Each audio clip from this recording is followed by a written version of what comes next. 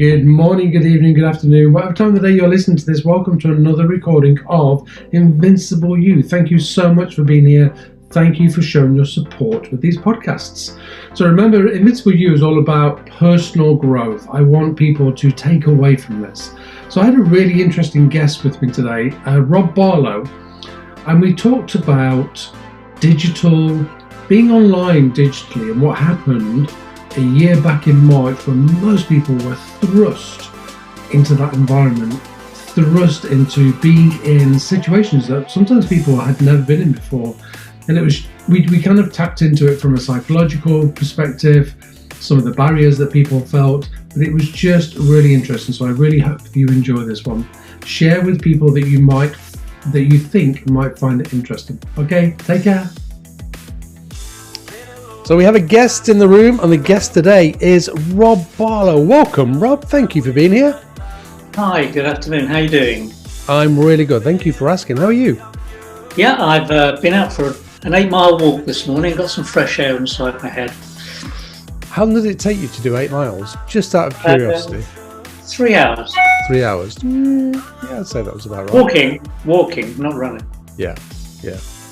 In some ways, I think walking is better for us than running. Why do you think that? There's definitely less impact. I feel like we've gone completely off piste here. Rob, let's pull it back. Just to give people a little bit of context into who you are, tell the listener who you are and what you do. Okay, so I'm in my 60s. I've been around a bit. I've had some proper jobs in human resources, in manufacturing and distribution. Did some education, a master's around human resource development. Did a lot around action research and action research projects. Spent quite a lot of time in supporting people in career change, working across lots of different organisations.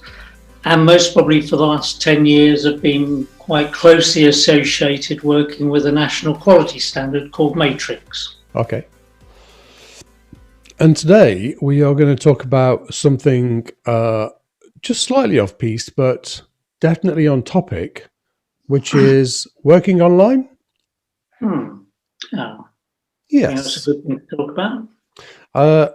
Well, the thing is, it feels like last March, a year back in March, everybody was thrust unwillingly into this world of online work where, I don't know, it felt like if we didn't do that the world would have almost come to a standstill. That's kind of what it felt like. But I know that there was a lot of resistance into people stepping into that world. What did you see happen, or what have you seen happen over the last year? Well, I guess for me, my work historically would have taken me to visit a university, a college, a community provider, a training company, an apprenticeship company, or somebody like that, and to talk to a lot of learners, people who are getting personal development stuff going on, talking to the staff, talking to their partners that they work with. And then suddenly you saw, as you quite rightly said, a whole load of throwing everything up in the air. I guess for a lot of people, the early stages were about getting in tune with what technology is about. Yeah. A lot of people didn't know.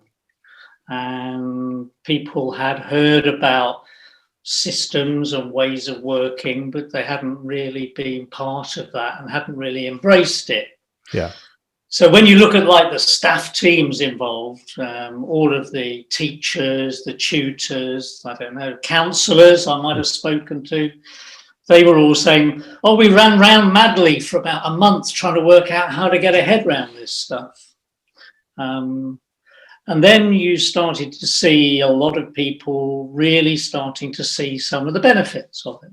Yeah. So, yes, if you set aside the pandemic for a moment, because there's a lot of personal stuff around the pandemic that was most probably laying over the top of all of this. So anxiety is associated with that. But once people started to feel comfortable with the technology, it very quickly became a positive way of life. Yeah. I think there were, for those teachers and managers and staff and counsellors and advisory people, a real sense that actually this has given us a bit of freedom to work in a different way. So what do I mean by that? So people might say to me things like, when I'm doing an assessment, actually, I've got to see more of my boss now because I can dial in to tune in to him every week, every day now.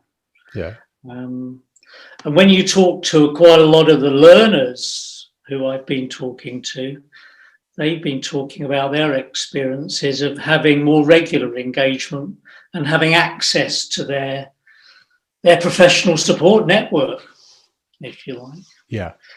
So if I was talking with a lady the other week who was very much limited by her visual impairment and her mental health issues, and she talked about the positive step of having technology and access to technology, giving her so much more of a picture of the world that she was engaging with. So suddenly there were lots of more pluses and minuses going on about using technology. Yeah, absolutely. Interesting, when you were talking then, one of the downsides kind of popped into my head because there was the resistance, and as humans we don't like change. Of course we were going to resist, and particularly we were going to resist something that it felt like it was being forced upon us because of a situation that we had no control over. We don't like that. But then, so there was that resistance, but then people kind of settled and went, actually, this is okay. As you were talking, one of the downsides popped into my head, not so much for me in here, but when I do workplace wellbeing sessions, it became apparent in there. Before I talk about that one, what have you recognized as some of the kind of, maybe let's call them pitfalls? Yeah. Okay. So I guess some of the biggest and more challenging ones have been around people not having access to devices. Right. Okay. Yeah. Equipment. So having the right equipment, not just the right equipment, but having equipment. Yeah.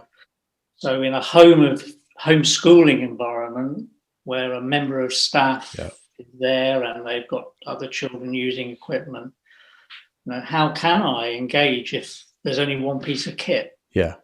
So what you've seen is a lot of colleges, adult education providers, training providers, getting hold of things like Chromebooks and devices and dongles and making them available to people who are at risk like that. Yeah, I've even seen in one council environment where they're recycling their technology equipment, actually saying, here's a block of stuff we're going to recycle. We'll give it free of charge to our customers. So I think it's got people to think about, actually, there is a lot of digital poverty out there in terms of access. Yeah. People not being able to access. Yeah. But in some ways, that was always the case. That wasn't because of the change. No. So in some ways, it's most probably been a benefit. Well, the thing is, it just wasn't, the change brought about something that wasn't needed before. If you had a household with, 3 children in it, or 3 children and an adult, you didn't need 4 laptops. But then all of a sudden, you might have needed 4 laptops to be able to all access stuff online. Yeah. So I think it's also enabled people to identify things that they didn't know about. So I was speaking to a guy last week who was talking about his experience of using Google for the first time. So had that technology focus not been there, he wouldn't have discovered that. He wouldn't have found out he can use Google in his learning. He hasn't. He's now talking about being able to do some exploration around some of his personal development needs, in his English and his maths. That's amazing. So that came about because he could use Google for the first time. He didn't know how to use it. And I think he was starting to use things like BBC Bite Size as a way of upskilling himself. Yeah. That's brilliant. How amazing is that? One of the downsides that I came up with was that I recognized in workplace that people were booking meetings in back to back without even just like a few minutes in between the meetings. They were kind of going from 11 o'clock till 12 o'clock to 1 o'clock, and then they were just moving on. And I immediately said to them, you have to stop that. You have to stop doing that. And they're like, yeah, but, and I was like, I know you, and it was because they could. So what people were saying was, yeah, but we can. And I was like, I know you can, but eventually this is going to really drain on your mental health. I want you to create some sort of 5-10 minutes in between each meeting, and then every third or fourth meeting, I want you outside and having a little walk. So, but I think that's interesting what you talk about there, because in my assessment planning, I'd moved from sitting in a boardroom or a conference room and people coming to me and having breaks between to, oh, let's click on another meeting. Let's go and talk to that person there. And I think what I have learned, and I think what a lot of my colleagues have learned, so assessors, and what we've been talking about recently, is having some permission to build extra time into that schedule. Yes. Yeah, absolutely. Well, I definitely encourage people to block out meetings. So if people were working online and they had like calendars that were accessed by many people, I would say put false meetings in if you have to, but build yourself a little bit of time in there. And that's not me telling people to lie. I'm saying just fudge it a little bit, because if somebody sees a gap in your diary and then puts a meeting in, then don't let that happen. Just fudge it, because this is not going to be good for your mental health in the long term. And definitely book yourself even a 45-minute lunch where you get outside and you walk. I think in the beginning there was no boundaries, was there? There was like, it was kind of like thrown at everybody, and there was no boundaries. Nobody kind of went, well, we don't know what to do. We'll do a meeting at 9 and at 10 and 11 and 12 and 1. And I was like, yeah, we have to stop that. But I think it's not only just the back-to-back kind of programming being done to in that way that you described there. It's actually from a health and safety perspective in the sense of, if this was a computer screen in an office, it would be governed by health and safety regulations, and you'd have to have a 10-minute break every hour. Or whatever the regulations say. And I think it is about taking some control over that. I was with one organisation a month ago that had actually introduced a wellbeing half an hour every day. And they'd overtly called it a wellbeing hour, half an hour. And they actually said you can take it at any time in the day. Just put well-being in the calendar. Because then we'll know you're doing it. It's really powerful, that is. And the truth is, for some companies, they will look at that and go, we haven't got time to be giving people half an hour every day. And then somebody will have done the maths somewhere and gone, do you know what that equates to over a year? And then I would step in and go, you have to do that, because you will get that back. I think it's for every pound that is invested in mental health and well-being into business, you get a 4 times return on that. So my guess is that if you offer somebody half an hour a day in terms of well-being, your return on that will be really good, and a lot more than half an hour. And what was interesting was when I was interviewing their staff, I was asking them, so what do you use your time for? One guy who works in a targeted youth support program, very intensive youth work, said, I actually have a sleep for half an hour. He doesn't have a sleep, but he closes his eyes and just relaxes for half an hour. Somebody else said, I go and play with the kids. And it's just that break away from the screen, isn't it? So I have a little bit of a story to share with the need for getting away from our laptops and our screens and being there. I worked with a client a couple of years ago, 3 or 4 years ago, around anxiety. My guess is the anxiety had been around for many years, although it had been very acute for about 2 years. So I remember saying to the client, what happened 2 years ago? What changed in your world? And the client said, I stopped smoking. I was like, that's interesting. So he looked into it a little bit. And then we quickly realized that whilst the client was at work and in front of their laptop and working away with something quite intense, I think it was, every 3 or 4 times a day, they would get up and leave and go down to the smoking shelter and have a cigarette. So they would stretch their legs, they would get some fresh air, they would take some deep breaths because they were inhaling cigarettes, and then they would have a bit of banter with their mates down at the smoking shelter. And then they would go back. And I said, I need you to recreate that in some way. The client was like, what do you mean? I said, I don't want you to start smoking again, but I want you to recreate that moment where you get up from your desk and if you walk outside and walk around the building and then walk back in, my guess is that whole thing will take you 10 minutes, but it'll just allow your brain to drop, your mind to drop into a place of a more peaceful place, let's say. So it is really important that we get those breaks away from the screen, isn't it? I think so. Sometimes there is something as well about being able to read something in another format. So quite often with a lot of the technology you share screens, so you look on the screen to look at it. I know that as a reader of a document, I actually need to sit down quietly in another space to do it. Okay. So if I'm proofreading a report, for example, I will go into the kitchen, I'll take a printed copy of it. Yeah. I'll sit with a cup of tea at a different time of day and I'll read it in a different light. Yeah. And I think there's something about looking at documents online as well, and looking not just meetings online. Yeah. I'm the same. If I'm proofreading, I have to have a physical copy in my hand with a highlighter. I couldn't do it on screen.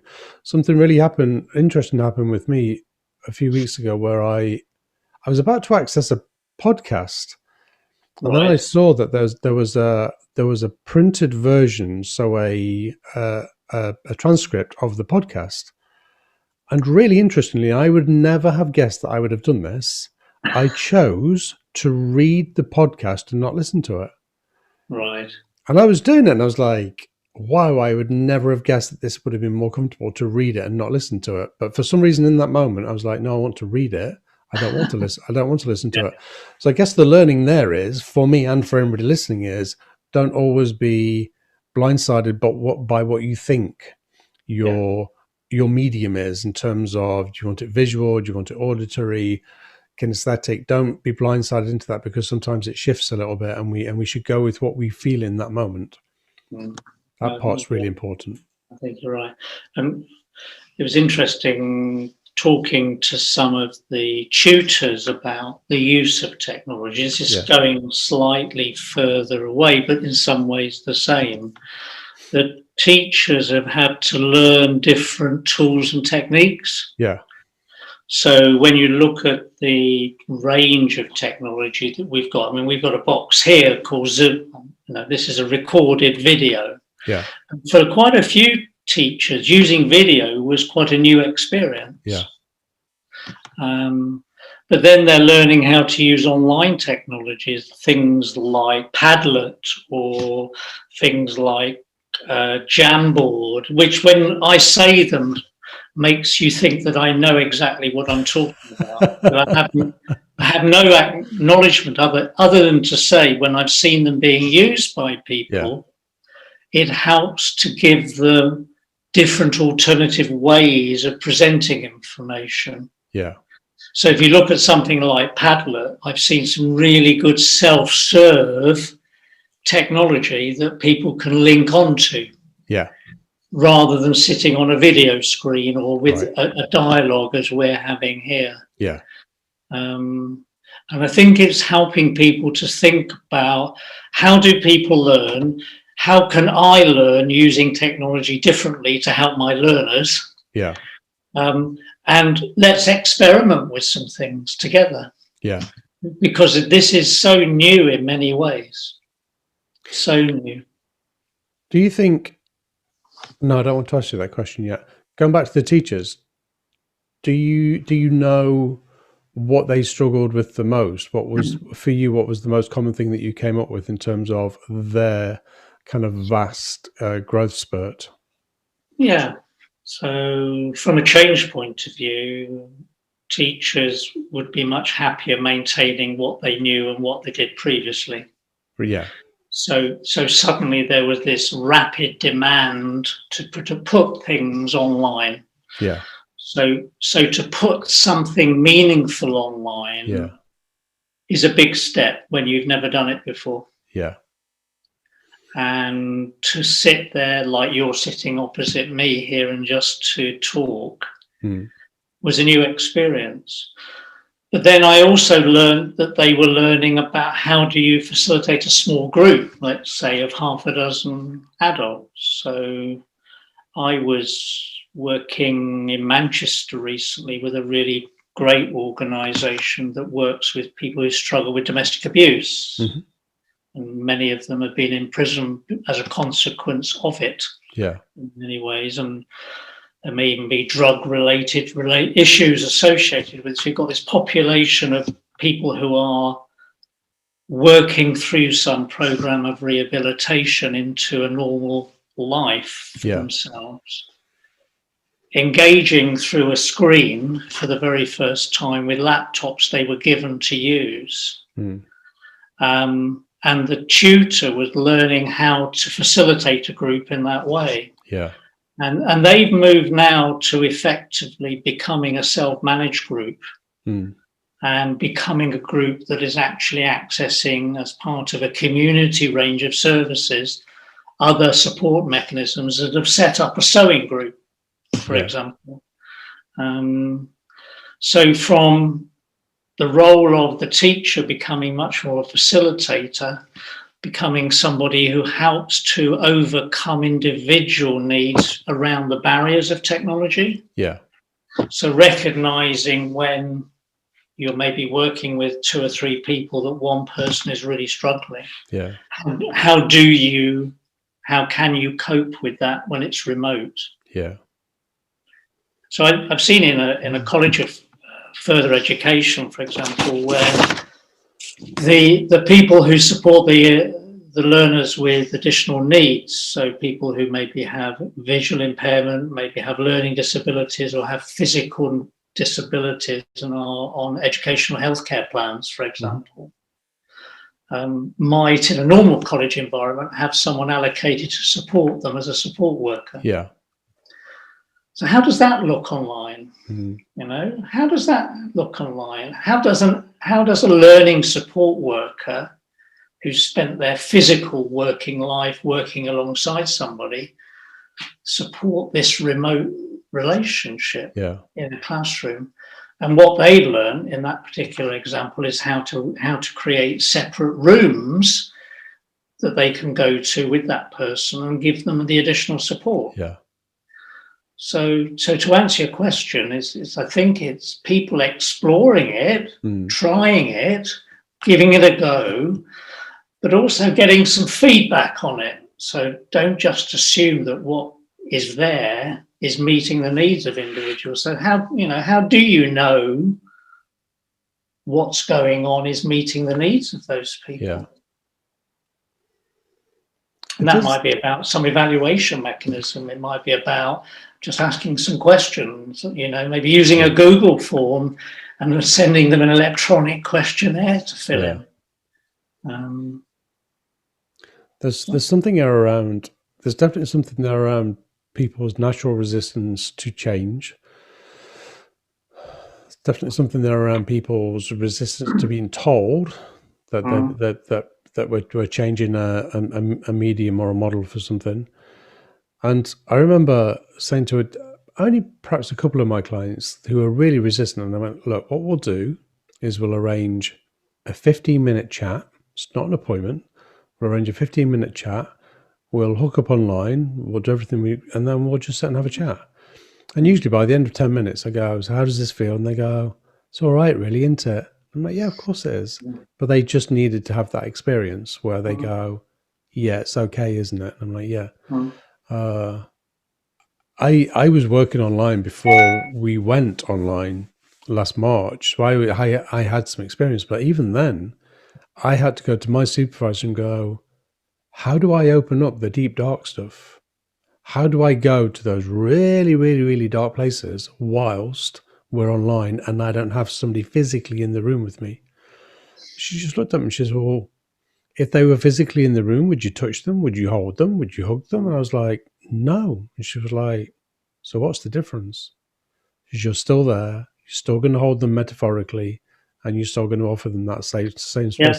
But I think I just needed to hear it from her. Do you know what I mean? I needed to hear it from her, and then I went, okay, and that's what we're going to do, and that's what I went away and did very, very quickly. And since then, there's been no shift. It's brilliant. So, and I'm kind of sure that. So what I heard in the similar kind of way from learners was they talked about it being the ability to connect with their teachers on a more frequent basis. Yeah.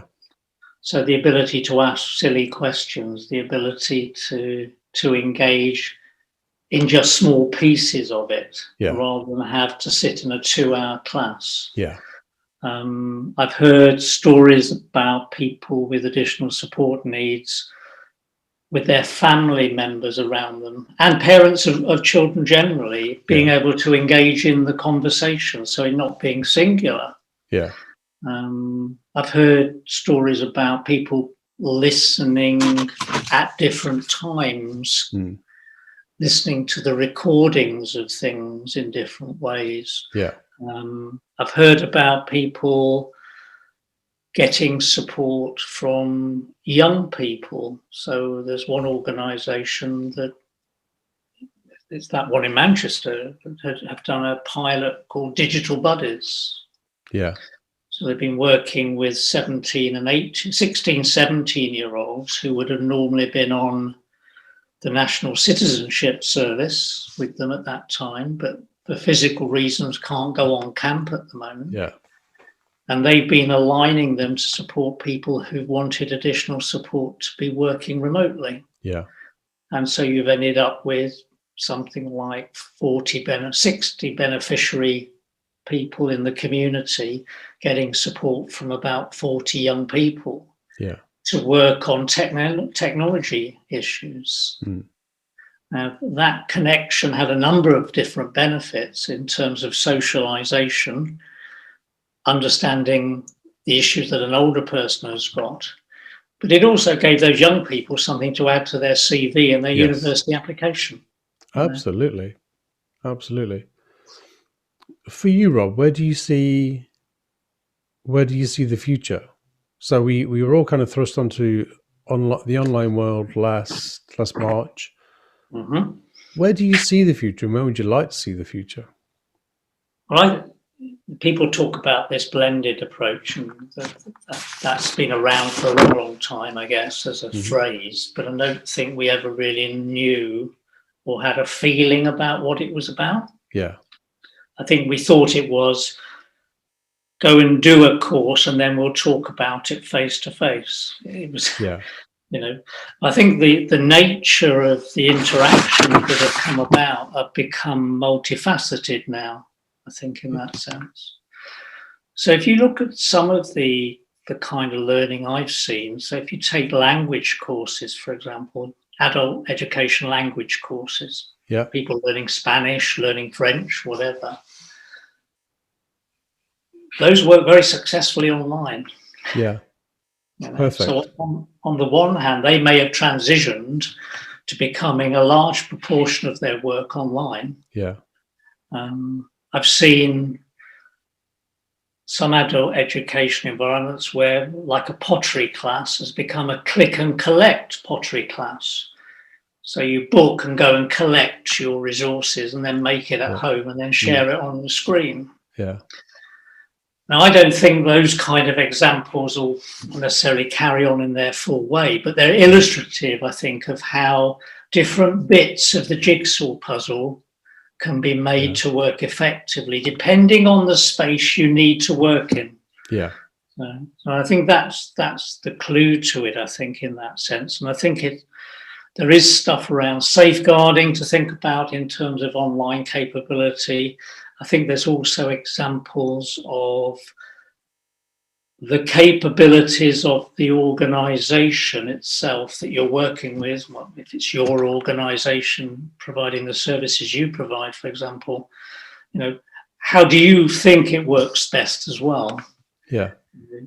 Because at the end of the day, there's a danger of saying blended learning is the way forward.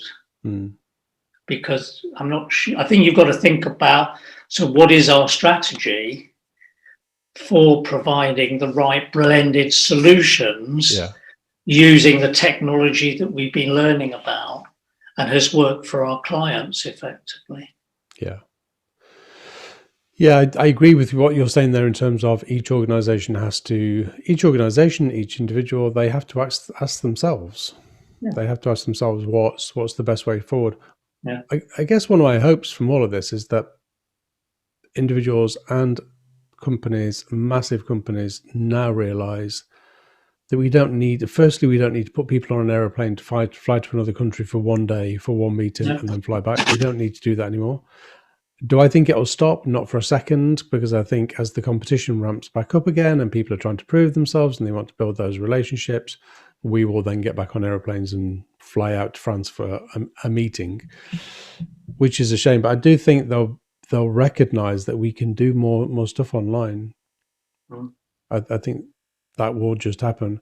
We need social connection. People are really missing social connection. We miss, one of the things that's come from some of the work that I do is I've heard people say, I miss the office banter.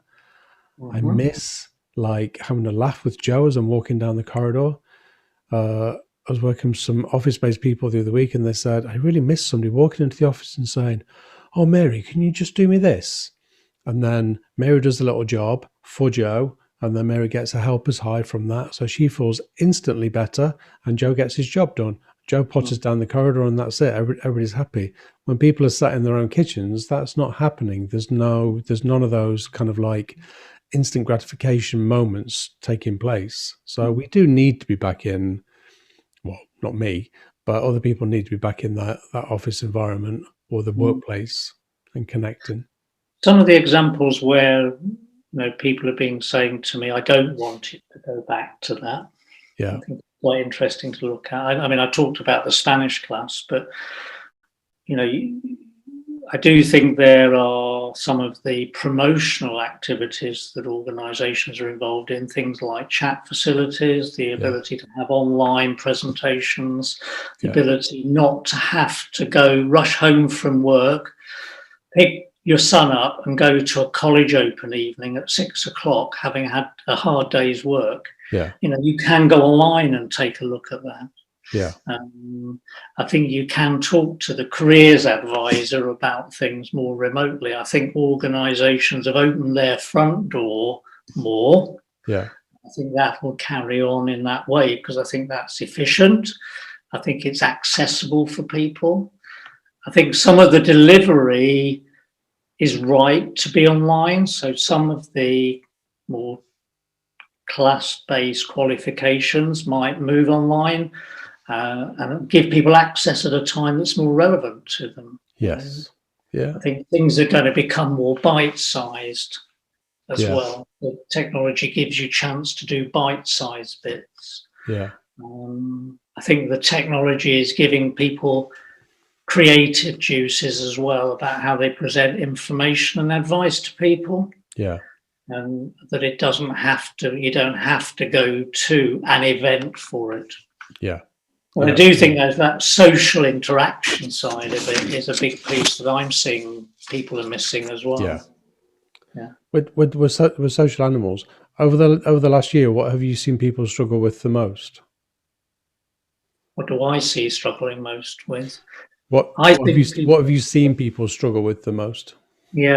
Struggle the most with, I guess, in terms of the balance between their life at home and their life at work and the kitchen table. Separation.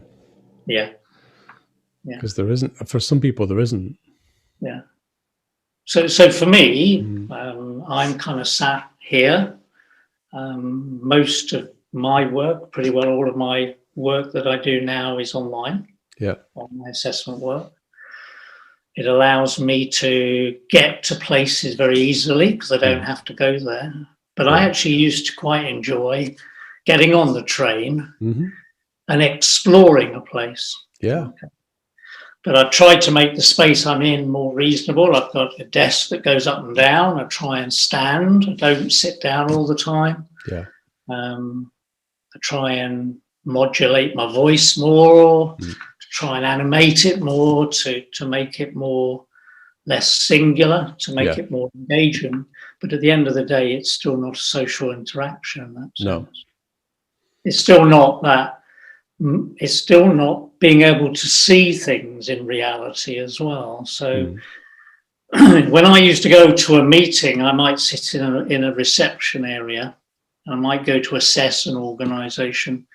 I would see more things happening in 10 minutes in the reception area that would help to form my view about that organisation than any quarter of an hour's interview is going to give me behind the desk. Yeah. Wandering around, looking, seeing, getting a feel for enables you to do that. Yeah. If everybody's working at home anyways, you can't do that now anyway. No.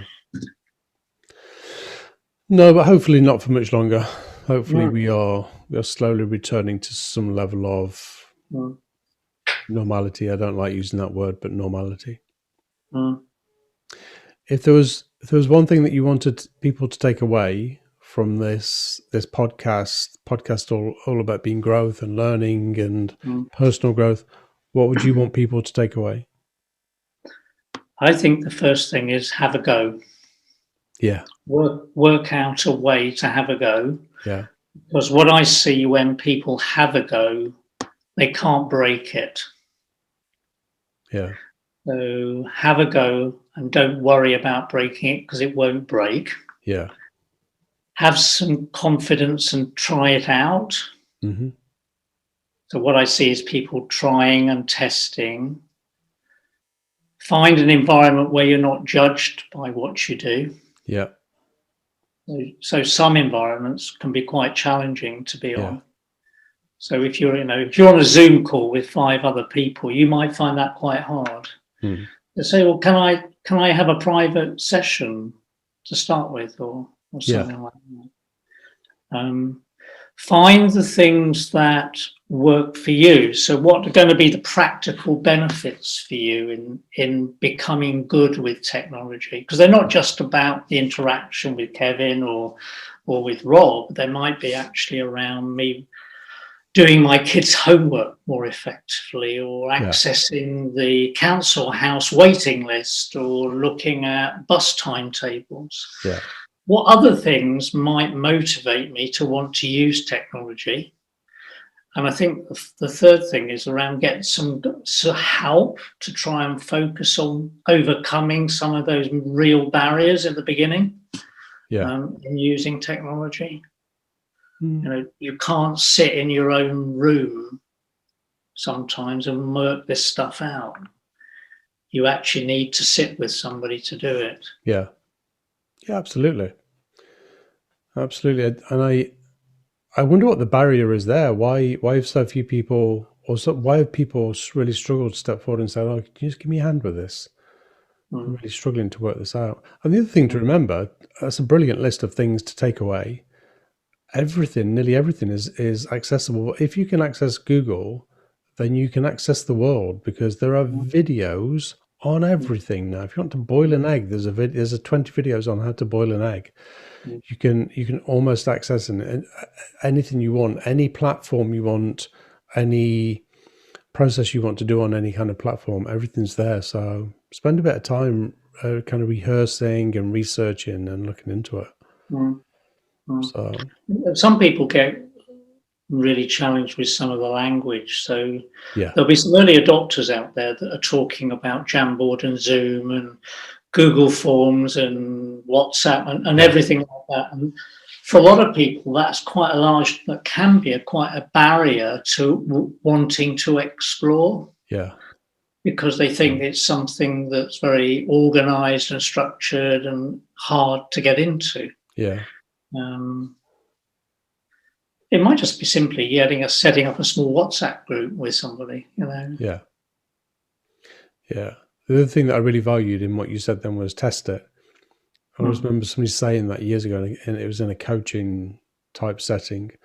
And it's like, test it, because there's something really relaxed about testing something, because it's just a test.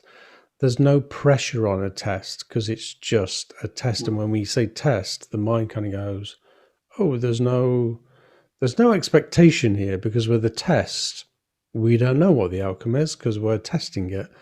And I say it to people in here often where I go, well, test it, see how it goes. There's no pressure there. Just a little bit like me getting people online and saying, well, let's test it. Let's test it and see how it goes. And most of the time you can test it, and maybe there's a little bit of reflection to do afterwards. And good grief, I've learned so much of doing stuff online, particularly when it comes to presenting and doing kind of workplace well-being online. I've had to learn a lot from then, how to engage with people and how to engage with a screen full of people, with 16 people at the same time, which is hard. I think there's also for other people real barriers in the sense that they have no longer got a job. Yeah. So the pandemic has laid on top of all of this some real challenges that why people might want to do it as well. Yeah. So the idea of personal growth might be personal growth to get a job very quickly, please. Yeah. I guess reality about that, isn't there? Yeah. And I guess the other thing to add into that is that for some people, when we talk about change and when we talk about adapting and going online, for a lot of people, I remember distinct points last year where I know people felt threatened because of their work. And I know they felt this immense pressure to perform, to do everything that Joe down the 3 desks away was doing, because they felt if they weren't doing that. And that's why, going back to something we said earlier, that's why people were booking in meetings back to back, because they felt like they had to work that little bit harder because of the pressure on people keeping their jobs. So there's been so many elements to the last year overall, away from technology. There's been so many elements to it, and then illness, and then worry, and then family members, and then it's been quite a year, as I say. Good. Understatement. Rob, thank you for that. No, I've enjoyed having our conversation. Thank you for inviting me. It's been really interesting. I'm really hoping that people will listen to that and take something away in terms of, because I'm sure that a lot of people have struggled over the last year with technology. So just to hear that conversation where we go, it's okay. It's okay. A lot of people have struggled with technology over the last year, but it's not frightening. Technology is our friend. You know what I mean? And it will be our friend moving forward. And perhaps we'll integrate it a little bit more and become that word we keep using, blended, a little bit more blended. But that was brilliant. Thank you. Well, thank you for inviting me. So that's it. That's another recording of Invincible You, done and in the bag, or in the can, as they used to say. Thank you to Home Radio for producing these podcasts. Home Radio is a brilliant radio station. You can access Home Radio on. They have homeradio.co.uk. You can listen via there. Or there's 2 apps. There's an iOS and an Android app, and you can enable your Alexa. So go across and listen to them. They do some brilliant playlists. If we're not covering stuff that you want us to cover, then give us a shout and let us know what subjects you want us to cover. So Invincible You, for me, is all about personal growth. That was the theme that I wanted to give this season of podcasts. Please share this with people that you think it might be helpful to, and please leave us a review as well. So these go on to Apple Podcasts. So give us a review on there. Let us know that we're doing okay. Okay. As I say always, please be kind to yourself and be kind to everybody around you. Thanks again, Rob. Thank you. Have a good day, everybody. Bye-bye. Bye.